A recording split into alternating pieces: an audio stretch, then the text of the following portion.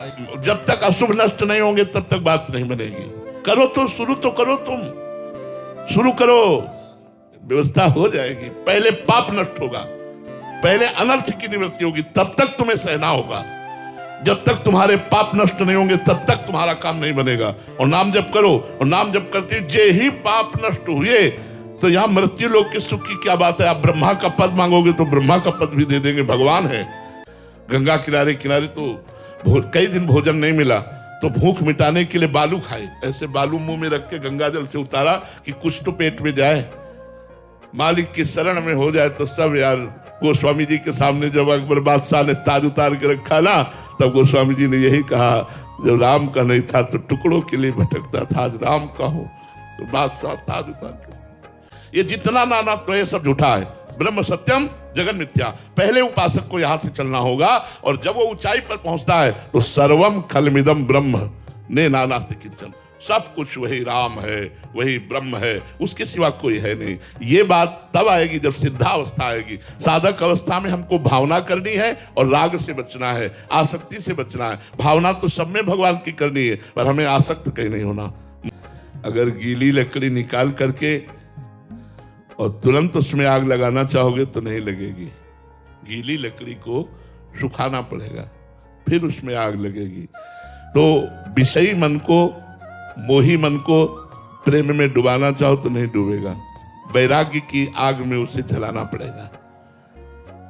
भगवान आदेश करते हैं, एक एक वृत्ति को भगवदाकार करना ही योग है। सच्चा योग भगवान कराते हैं, अपनी तरफ से प्रयास होता है। तेसाम सतत युक्तानाम भजताम प्रीतिपूर्वकम सदाम बुद्धि योगम तम येन मामुपयान।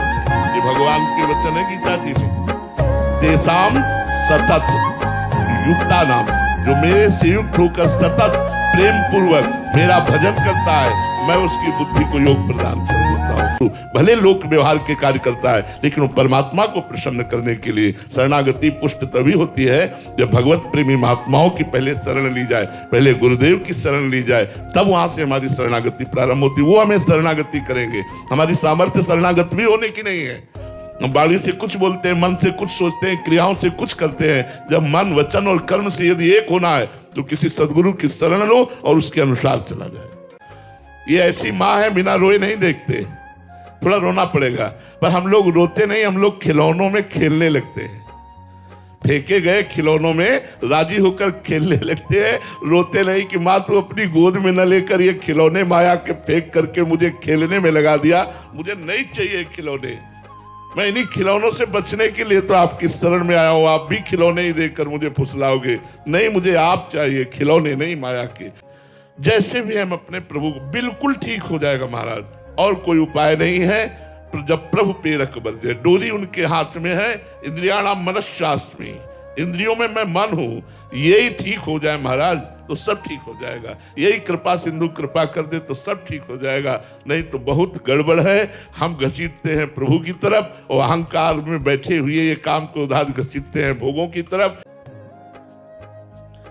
इस मार्ग को कभी हारने वाला पार नहीं कर पाता। 100 बार गिरेंगे तो भी कहाएंगे आपके और चलेंगे आपकी ही तरफ, और आप ही मेरे प्रीतम होंगे। चाहे 1000 बार ये मुझे भ्रष्ट कर दे तो भी मैं रुकने वाला नहीं। ऐसी ठसक होनी चाहिए, ऐसी निष्ठा होनी चाहिए, क्योंकि अतिशय प्रबल देव तो माया।